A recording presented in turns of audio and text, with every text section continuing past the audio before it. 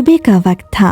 रश्मिका अपनी झोंपड़ी के बाहर बैठी थी कि तभी एक भेड़ महक भागती हुई आती है। तुम बैठी क्या कर रही हो? मेरा पेट चाकू से चीर दो। ये तुम क्या कह रही हो? मैं भला तुम्हारा पेट कैसे चीर सकती हूँ? नहीं नहीं, मैं ऐसा नहीं कर सकती हूँ। नहीं, तुमने अगर मेरा पेट नहीं चीरा तो इस गांव में प्रलय आ जाएगा और सभी मर जाएंगे। अगर गांव वाले मर गए तो इसका सारा इल्जाम तुम्हारे ऊपर आएगा। इसलिए अगर तुम गांव वालों को बचाना चाहती हो तो जल्दी से चाकू लाकर मेरा पेट चीर दो। ठीक है, अगर पूरे गांव वालों की जान खतरे में है तो मैं ये कदम उठाने के लिए तैयार हूँ। फिर रश्मिका घर के अंदर जाती है और एक चाकू लेकर महक का पेट काट देती है। तभी तेज रोशनी फैलती है और उसके अंदर से खूब सुंदर 4 महीने की बच्ची निकलती है और फिर उसका पेट ठीक हो जाता है। अरे, ये 4 महीने की बच्ची तुम्हारे पेट में, वो भी इंसानों का? अब कैसे आ सकता है? मैं भेड़ जरूर हूँ पर मेरा नाम महक है और मैं जादुई भेड़ हूँ। मैं इस बच्ची को तुम्हें सौंप रही हूँ। आज से इस बच्ची की देखभाल तुम्हें ही करनी होगी। ये तुम कैसी बातें कर रही हो? अब मैं अभी कुंवारी हूँ और कुंवारी लड़की किसी बच्चे को कैसे पाल सकती है? अरे, गांव वाले क्या कहेंगे मेरे बारे में? नहीं नहीं, मैं इस बच्चे को नहीं रख सकती हूँ। तुम इसे लेकर चली जाओ। नहीं, मैं इसे लेकर नहीं जा सकती हूँ। अगर मैं इसे लेकर गई तो इसकी जान खतरे में पड़ सकती है और मेरी जान भी। और इससे आगे मैं तुम्हें कुछ नहीं बता सकती हूँ। वैसे भी मैं तुम्हारे साथ रहने के लिए तैयार हूँ। बाकी मैं वक्त आने पर तुम्हें बता दूंगी। ठीक है, अगर तुम इतनी बड़ी परेशानी में हो तो मैं तुम्हारी मदद करने के लिए तैयार हूँ। आ जाओ। महक बच्ची के साथ घर के अंदर चली जाती है। ऐसे ही 2 दिन बीत जाती हैं। पूरे गांव में अफवाह फैल जाती है। अरे, तुमने सुना? हमारे गांव में वही अनाथ लड़की रश्मिका, उसके घर में 4 महीने की बच्ची है। हम लोगों को पता तक नहीं चला और उसने एक बच्ची को जन्म दे दिया और वो भी 4 महीने की हो गई। ये तुम क्या बोल रहे हो?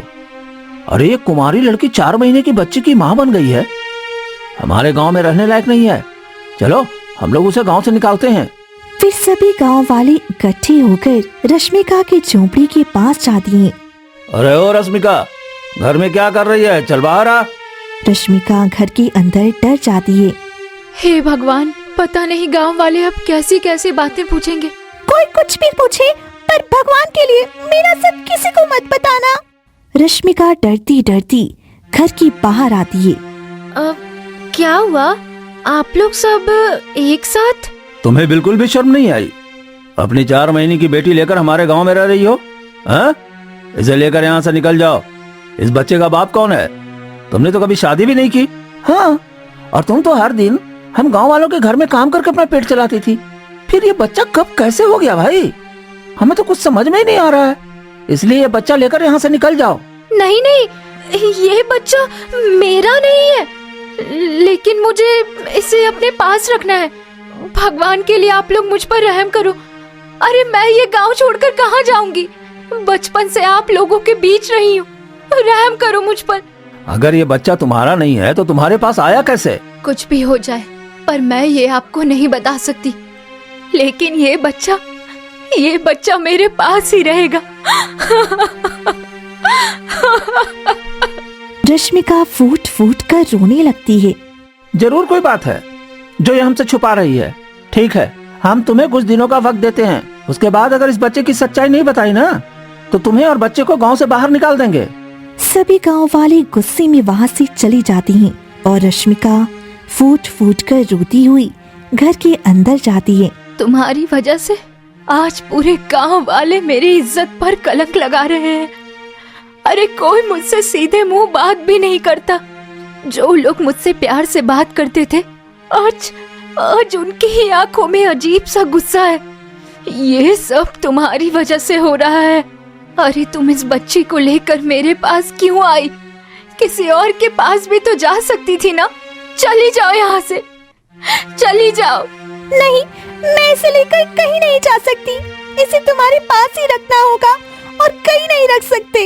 मुझे कुछ दिनों का वक्त दो। फिर महक झोंपड़ी से बाहर निकल जाती है। तभी बच्ची जोर जोर से रोने लगती है। पता नहीं तुम्हारा और मेरा क्या रिश्ता है।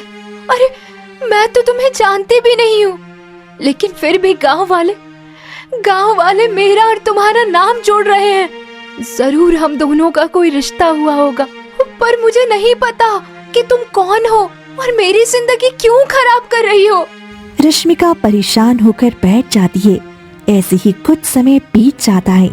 एक दिन रश्मिका तालाब के किनारे पानी भरने जाती है।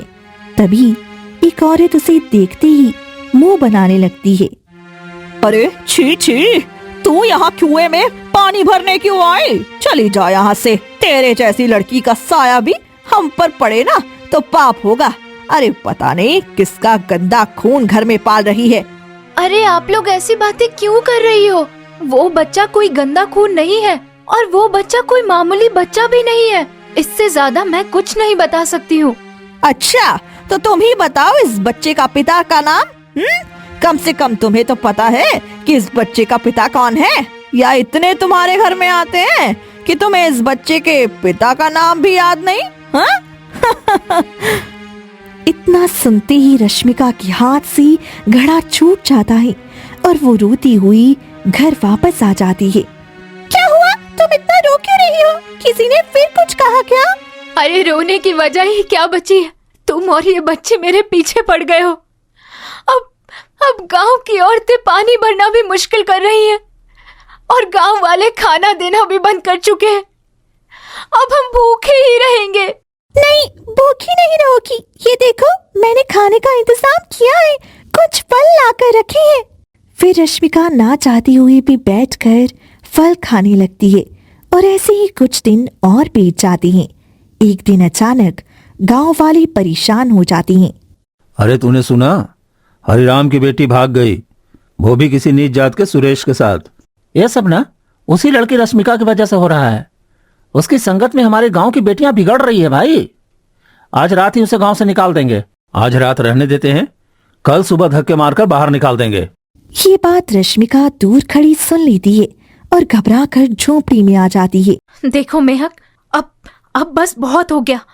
अरे गांव वाले कल मुझे धक्के देकर बाहर निकाल देंगे, इसलिए मैं सबको सच बता दूंगी कि ये बच्चा मेरा नहीं है, तुम्हारे पेट से निकला है और तुम एक भेड़ होकर इंसानों की तरह बातें कर सकती हो, और बाकी सब कुछ भी मैं गांव वाले को बता दूंगी। रश्मिका आगे बढ़ती है कि तभी महक उसके सामने आकर खड़ी हो जाती है। रुक जाओ, तुम इससे आगे नहीं जा सकती। अगर तुम्हें पूरा सच जानना है तो सुनो, ये बच्चा किसका है मैं सब बता रही हूँ। ठीक है, तो मुझे पूरा सच बताओ। आखिर तुम भेड़ होकर इंसानी बच्चा कैसे जन्म दे सकती हो? इन सब का क्या राज है? ये करीब 4 महीने पहले की बात है, जब महाराज महेंद्र सिंह और रानी पद्मावती घने जंगलों में शिकार के लिए आए थे। हम लोग जंगल के इतने अंदर आ गए हैं, लेकिन अभी तक हमें कोई ढंग का शिकार नहीं मिला। हम अपनी 2 दिन की बच्ची छोड़कर इतना दूर शिकार करने आए। महाराज, ये ठीक नहीं, हमें राजमहल वापस जाना चाहिए। रानी पद्मावती, तुम तो जानती हो कि मैंने तुम्हारे बिना कभी शिकार नहीं किया। जब तक हमारी बेटी तुम्हारे पेट में थी तब तक हमने कभी शिकार नहीं किया, और आज पूरे 9 महीने बाद आए हैं तो शिकार तो करके ही जाएंगे। बस थोड़ी दूर और चलो, फिर हमें अच्छा शिकार मिल जाएगा। फिर दोनों आगे बढ़ती हैं। तभी एक पेड़ के नीचे घायल भेड़ कराते हुई दिखाई देती है। वो क्या महाराज, पेड़ के नीचे एक भेड़, वह भी बुरी तरह से घायल है। हमें उसकी मदद करनी चाहिए।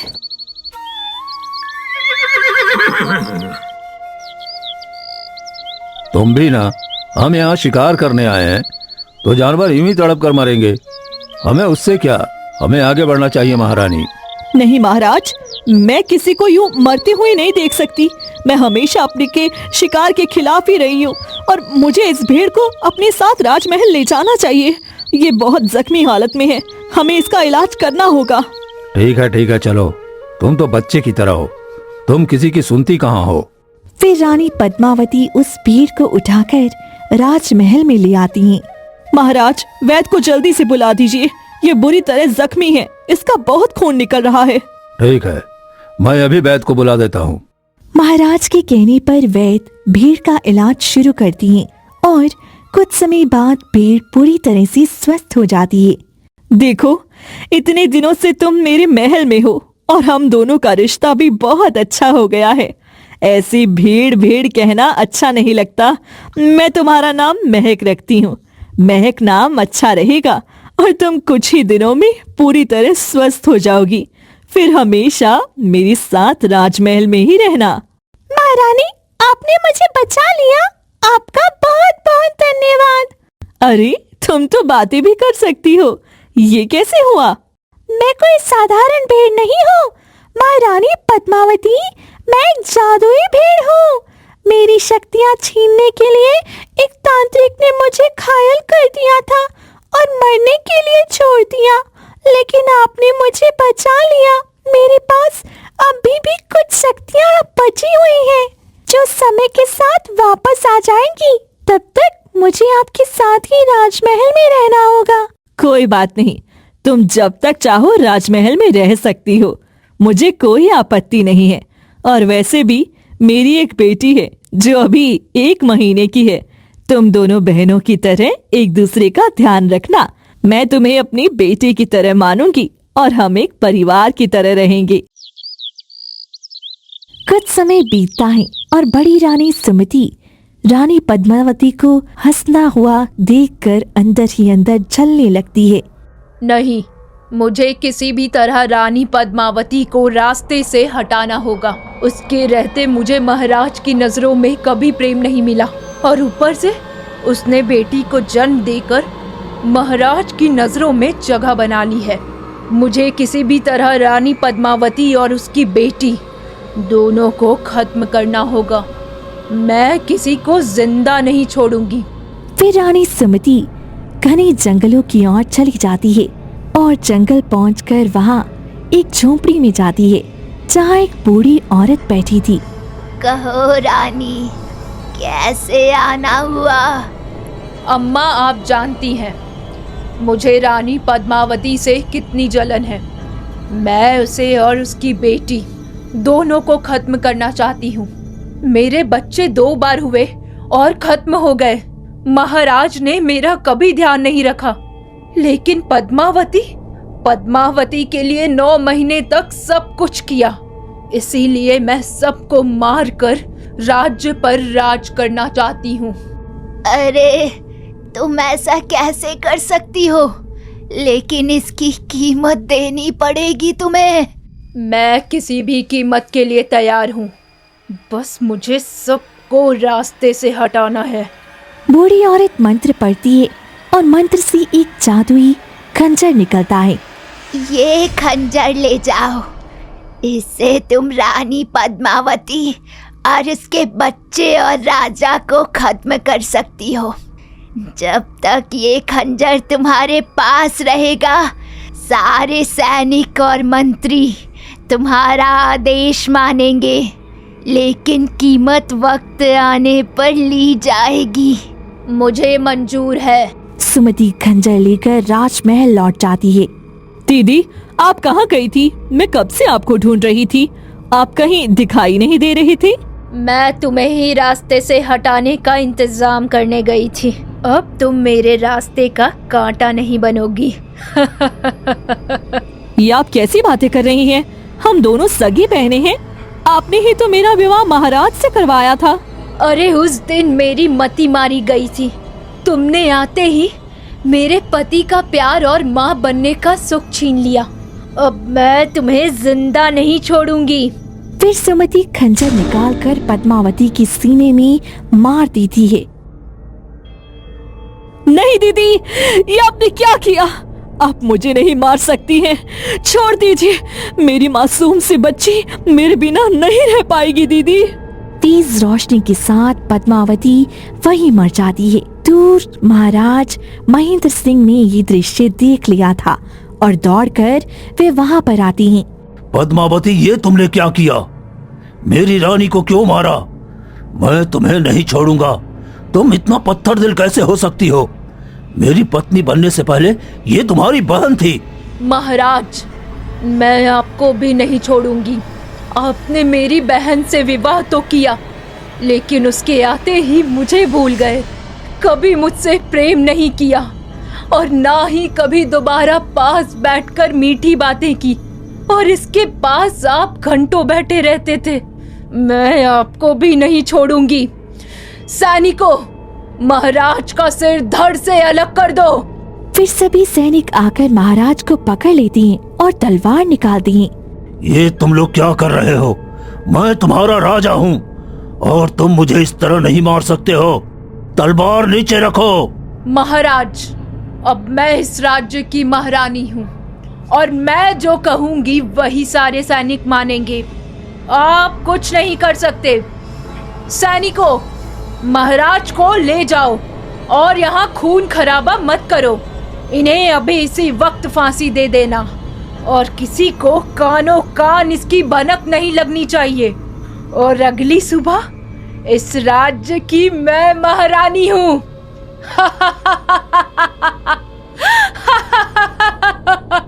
और मैं अब राजकुमारी को खत्म करने जा रही हूँ महाराज। तुम ये ठीक नहीं कर रही हो। तुम मेरी राजकुमारी को छू भी नहीं सकती हो। तुम ऐसा नहीं कर सकती हो। मैं तुम्हें छोड़ूंगा नहीं। छोड़ो, मुझे जाने दो। पद्मावती, पद्मावती उठो। राजा चीख कर चिल्लाती रहती हैं और सैनिक उन्हें चीखते हुए वहां से ले जाते हैं। दूर से महक ये सारी बातें सुन लेती है। ये क्या किया बड़ी रानी ने? रानी पद्मावती को जान से मार दिया और महाराज को भी फंसा दिया। और मुझे राजकुमारी को बचाना होगा। उसे किसी भी कीमत पे मैं मरने नहीं दे सकती हूँ। महक भागकर राजकुमारी के पास जाती है। राजकुमारी, आपकी माँ ने मेरी जान बचाई और मुझे जीने की वजह दी और एक परिवार की तरह मुझे अपने पास रखा और प्यार दिया। मैं आपको कुछ नहीं होने दूंगी। मैं आपको अपने साथ यहाँ से ले जाऊंगी। फिर महक के शरीर में तेज रोशनी फैलती है और वो अपना पेट चीर देती है और राजकुमारी को अपने पेट के अंदर संभाल लेती है और फिर उसका पेट ठीक हो जाता है। ये दृश्य सुमति देख लेती है। रुक जाओ, रुक जाओ। तुम ये क्या कर रही हो? तुम राजकुमारी को लेकर ऐसे नहीं भाग सकती। छोड़ो राजकुमारी को। फिर सुमति उसके पीछे दौड़ती है, लेकिन महक वहां से भाग जाती है। सैनिकों, जल्दी दरबार का मुख्य द्वार बंद करो। ये भेड़ भागने नहीं चाहिए। इसके पेट में जो बच्चा है वो मुझे चाहिए और मैं उसे अपने हाथों से खत्म करना चाहती हूँ। सैनिक जल्दी जल्दी महल का मुख्य द्वार बंद कर देती हैं। अब देखती हूँ तुम कैसे भागती हो। तुम क्या समझती हो कि द्वार बंद करने से मैं नहीं भाग पाऊंगी? अभी देखो मैं कैसे भागती हूँ। महक एक तेज छलांग लगाती है और महल के द्वार से बाहर निकल जाती है। ये कैसे हुआ? ये तो इतने बड़े द्वार से बाहर निकल गई। सैनिकों, पकड़ो इसे। पूरे राज्य का चप्पा चप्पा छान मारो। ये भेड़ और उसके पेट में जो बच्चा है मुझे चाहिए। ये कोई मामूली भेड़ नहीं है। इसके पास बहुत सारी शक्तियां हैं। इतने दिनों से ये महल में थी तो मैंने सोचा कोई मामूली भेड़ है। पकड़ो इसे। सुमति के आदेश पर सभी सैनिक महक का पीछा करने लगती हैं और महक भागती भागती घने जंगलों में चली जाती है। हे भगवान, अब मैं कहाँ जाऊँ? चारों तरफ सैनिक चप्पा चप्पा छान रहे हैं। मेरी और राजकुमारी की जान खतरे में है। मुझे किसी भी तरह कहीं जाकर छुपना होगा। अरे तुमने सुना? हमारे गांव में जो वो अनाथ लड़की है ना रश्मिका, उसके माँ बाप नहीं है बेचारी के, और गांव वाले उसे एक रोटी का टुकड़ा देकर दिन भर नौकरों की तरह काम करवाते हैं। हाँ, तू ठीक कहता है। उसके माँ बाप नहीं है, लेकिन वो दिल की बहुत अच्छी है। इसीलिए कोई भी उससे जो कहता है वो करने को तैयार हो जाती है। सब उसे गुलाम की तरह रखते हैं और वो समझती है कि पूरा गांव उससे प्यार करता है। ये नहीं समझती कि सब उसे नौकर की तरह इस्तेमाल कर रहे हैं। हाँ, मैं उसे अपनी दीदी के पास भी भेजने वाला हूँ। कुछ दिनों में मेरी दीदी को बच्चा होने वाला है, तो सोच रहा हूँ कि क्यों ना उसे वहीं भेज दूँ। कुछ कपड़े और खाने को दे दूंगा। वो मेरी दीदी का घर और बच्चे का सारा काम कर देगी। मेरी दीदी भी कह रही थी कि किसी को भेज देना। तुम ठीक कहते हो। हमारे गांव में वही एक पागल लड़की है जो किसी की भी बात मान लेती है। दूर खड़ी महक ये सारी बातें सुन लेती है। ये लोग कितने खुदगर्ज इंसान हैं। एक अनाथ लड़की से सिर्फ एक रोटी के टुकड़े के लिए नौकरों की तरह काम करवाते हैं। मुझे इस लड़की के पास जाना होगा, वही मेरी मदद कर सकती है और मैं उसका सहारा बनकर उसे एक अच्छी जिंदगी दूंगी। उसके बाद मैं ये बच्ची लेकर तुम्हारे पास आई थी। बताओ अब तुम किसका साथ दोगी? सच्चाई का साथ दोगी या उन झूठे लोगों का जो दिखावे के लिए तुमसे प्रेम करते हैं? मैं तुम्हारा साथ दूंगी क्योंकि तुम एक राजकुमारी को बचाना चाहती हो। तुम्हारे साथ और राजकुमारी के साथ बहुत गलत हुआ है। मैं राजकुमारी को इंसाफ दिलाऊंगी, मैं इसकी रक्षा करूंगी। गांव वाले जिसे मैं अपना समझती थी वो सब मेरा फायदा उठाना चाहते थे। मुझे किसी से अब कोई मतलब नहीं है। तुम गांव वालों को मत बताना कि मैं तुम्हारे साथ हूँ, वरना राजकुमारी की जान खतरे में है। चलो अंदर चलते हैं, अब कोई तुम्हें छू भी नहीं सकता है। फिर दोनों अंदर जाते हैं और रात बीत जाती है। अगली सुबह होती ही कुछ सैनिक गांव में आ जाते हैं और ये गांव वाले से पूछते हैं, और तुमने किसी भेड़ को देखा है? उसके पास 4 महीने की बच्ची भी होगी। नहीं, हमने किसी को नहीं देखा है जिसके पास 4 महीने का बच्चा हो। अरे हाँ, हमारे गांव में एक बच्ची है जो 4 महीने की है, बिन ब्याही माँ बनी है। हमने तो पहले उसके पास तो बच्ची को नहीं देखा और वो कह रही थी कि वो बच्ची उसकी नहीं है, तो शायद वही बच्ची हो सकती है। हाँ, तुम ठीक कहते हो, वही बच्ची हो सकती है। ये बात सामने खड़ी रश्मिका सुन लेती है। अरे ये क्या, गांव वाले ने तो सब सच बता दिया। मैं क्या करूं? ये मैंने क्या बोल दिया सबके सामने? अब तो मेरा कहा ही मेरे ऊपर उल्टा पड़ रहा है। मुझे किसी भी तरह सैनिक से ये बात छुपानी होगी। तभी सैनिक उसके पास आ जाता है। तुम्हारे पास कोई 4 महीने की बच्ची है और वो तुम्हारी नहीं है? नहीं, वो मेरी ही बच्ची है और मैंने ही उसे जन्म दिया है। ये कैसी बातें कर रही है? तुमने तो खुद कहा था कि तूने उसे जन्म नहीं दिया। मैं जानती हूँ आप लोग मेरे बारे में क्या सोच रहे हो। मैं इतने दिनों से आप लोगों को अच्छा इंसान समझती थी, लेकिन अब कुछ नहीं। तुम कुछ बोल क्यों नहीं रही हो? वो मेरी ही बच्ची है। क्या कोई बिन ब्याही माँ नहीं बन सकती? मैंने एक लड़के से प्रेम किया था, उसके बाद ये बच्चा हुआ और वो मर गया। अब मैं इस बच्चे को अकेले पाल रही हूँ। किसी को कोई और सवाल करना है तो मैं महाराज से इसकी गुहार लगाऊंगी। फिर सैनिक आगे बढ़ जाती हैं और गांव वाले भी वहां से चली जाती हैं। तभी दूर खड़ा राहुल ये सब सुन लेता है। नहीं, ये ऐसा नहीं कर सकती है, वो बच्ची इसकी नहीं हो सकती है। मैं एक चरवाहा हूँ, रोज जंगलों में बकरियां चराने जाता हूँ, ये कभी घर से निकलती भी नहीं, रोज गांव वालों के घर में काम करती रहती है। इतनी बड़ी बात जरूर किसी की वजह से कह रही है, मुझे पूरी सच्चाई जाननी होगी। फिर राहुल चोरी छुपी रश्मिका के घर में झांकने लगता है। तुमने सैनिक को क्या कहा? देखो, मैंने सबको कह दिया है कि ये बच्चा मेरा है। अब कोई इस बच्चे पर उंगली भी नहीं उठाएगा। आज के बाद हम ही इस बच्चे की देखभाल करेंगे और किसी को पता भी नहीं चलेगा कि ये मेरा बच्चा नहीं, बल्कि ये एक राजकुमारी है। ये सुनते ही राहुल घबरा जाता है और घर के अंदर आ जाता है। राहुल, तुम यहाँ क्या कर रहे हो? यहाँ से चले जाओ। मैं जानता हूँ ये राजकुमारी है, फिर तुम ऐसी बदनामी क्यों सह रही हो? गांव वाले तुम्हें कैसी कैसी बातें कहते हैं। मैं तुम्हारी मदद करूंगा राजकुमारी को उसका हक दिलाने में। तुम हमारी मदद नहीं कर सकते, यहाँ से चले जाओ। मैं किसी पर भरोसा नहीं कर सकती। हाँ, राजकुमारी की हिफाजत मेरी जिम्मेदारी है। हाँ, इसलिए तुम यहाँ से चले जाओ।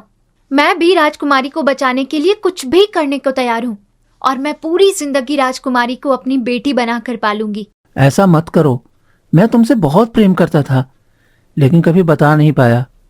मैं तुम्हारा साथ दूंगा, बताओ मुझे क्या करना होगा?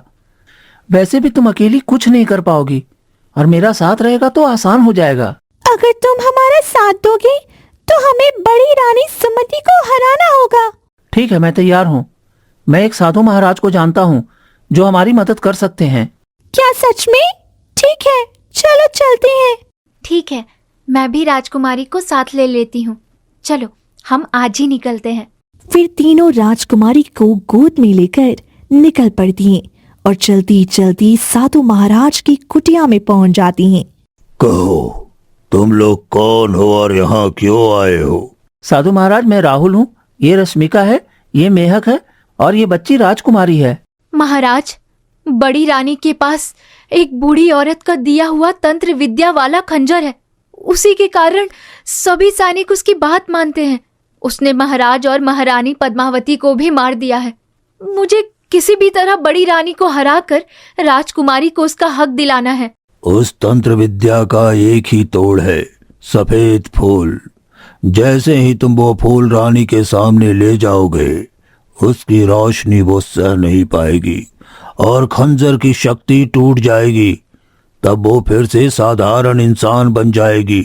पर वो फूल मिलेगा कहाँ? यहाँ से सीधे जाओ तो एक तालाब मिलेगा। उसी तालाब के बीचों बीच वो सफेद फूल खिला है।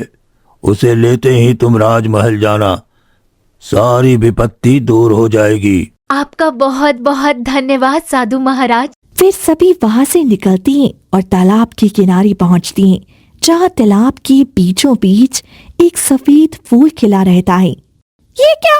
ये तो तालाब के बीचों बीच ये इतना बड़ा फूल है। अब हम इसे तोड़ेंगे कैसे? मैं जाकर ये फूल तोड़ कर लाता हूँ। नहीं, ये फूल कोई साधारण फूल नहीं लग रहा।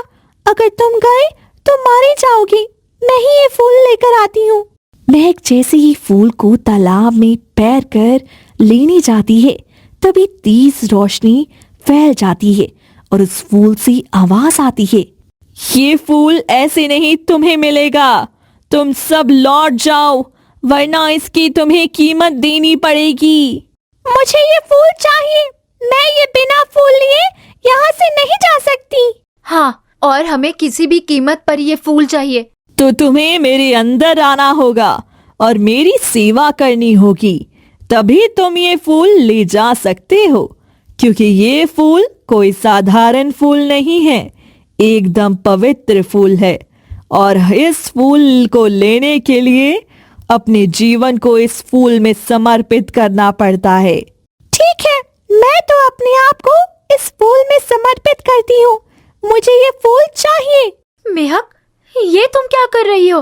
तुम ऐसा मत करो, मैं जाती हूँ। रश्मिका, देखो, महारानी ने मेरी जान बचाई थी, तो मेरा इतना फर्ज तो बनता है। मैं राजकुमारी को बचाने के लिए अपना जीवन इस फूल में समर्पित करती हूँ। तुम ये फूल ले जाकर राजकुमारी को उसका हक दिलाना, क्योंकि अगर तुम्हें कुछ हो गया तो फिर राजकुमारी को माँ का प्यार नहीं मिलेगा। और तुम एक नेक इंसान हो और तुम इसे अच्छे से माँ का प्यार दे सकती हो। इसीलिए मुझे जाने दो। मैं एक भेड़ होकर कुछ कर भी नहीं सकती हूँ। नहीं, तुम ऐसा मत करो, मैं तुम्हारे बदले जाने के लिए तैयार हूँ। नहीं, तुम दोनों एक दूसरे से प्यार करते हो। अगर तुम दोनों एक दूसरे से विवाह कर लोगे तो इस बच्ची को माँ और पिता दोनों का प्यार मिलेगा, और मैं इससे ये दोबारा हक नहीं छीनना चाहती हूँ। इसलिए तुम दोनों ये फूल लेकर चले जाना। फिर महक तालाब के अंदर चली जाती है कि तभी वो फूल उसे अपने अंदर समा लेता है और एक सफेद रंग का फूल रश्मिका के सामने प्रकट हो जाता है। तुम्हारी कुर्बानी मैं व्यर्थ नहीं जाने दूंगी मेहक।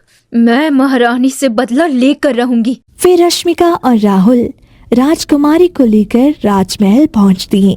महारानी, मैं आपको जिंदा नहीं छोड़ूंगी। आपने रानी पद्मावती और महाराज को मारा है। आपको जिंदा रहने का कोई हक नहीं है। तुम कौन हो? और ये लड़की तो राजकुमारी है, यानी उस भेड़ ने ये बच्चे तुम्हें दे दिया था। लेकिन अब ये जिंदा नहीं रहेगी।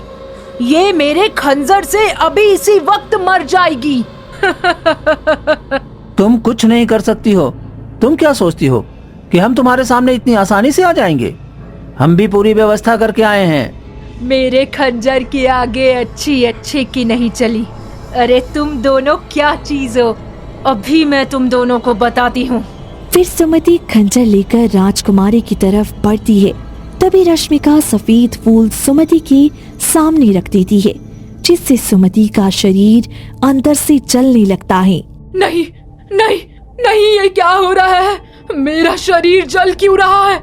नहीं, इस फूल से इतनी रोशनी क्यों निकल रही है? तभी अचानक तेज रोशनी फैलती है और सुमति के हाथ से खंजर गायब हो जाता है। फिर सभी सैनिक और मंत्री होश में आ जाती हैं। छोड़ो, नहीं, ऐसा नहीं हो सकता। नहीं नहीं नहीं, ऐसा नहीं हो सकता। मेरा खंजर मुझे छोड़कर नहीं जा सकता। तुमने बहुत अन्याय किया है, लेकिन अब तुम्हें कारावास की सजा दी जाती है। तभी मंत्री दौड़ता हुआ आता है। मुझे सब याद आ गया। मैं उस वक्त आपके जादू के वश में था। मैं सब देख रहा था पर कुछ बोल नहीं पा रहा था। आपने ऐसा क्यों किया महारानी सुमति? मुझे ये राजपाट चाहिए था मंत्री। अभी भी तुम मेरे साथ मिल जाओ और इन दोनों को खत्म कर दो, फिर ये राज्य हमारा हो जाएगा। नहीं, रानी पद्मावती ने हमेशा मुझे अपना भाई माना और मैं इतना बड़ा धोखा नहीं दे सकता। सैनिकों, रानी सुमति को काल कोठरी में बंद कर दो। इन्होंने महाराज और महारानी की हत्या की है। फिर सैनिक सुमति को पकड़कर वहां से ली जाते हैं। आज तुम दोनों ने इतना बड़ा अपराध रोका और राजकुमारी को सुरक्षित रखा, इसलिए तुम दोनों इस राज्य के राजा रानी बनने योग्य हो। मैं इस बच्ची को हमेशा अपनी बेटी की तरह पालूंगी और इसे कभी किसी चीज की कमी नहीं होने दूंगी। और मैं इसे हमेशा एक पिता का प्यार दूंगा और कभी किसी दुख का साया भी नहीं पड़ने दूंगा। मुझे आप दोनों से यही उम्मीद था। महाराज और महारानी, राजकुमारी को आप एक अच्छी परवरिश देंगे।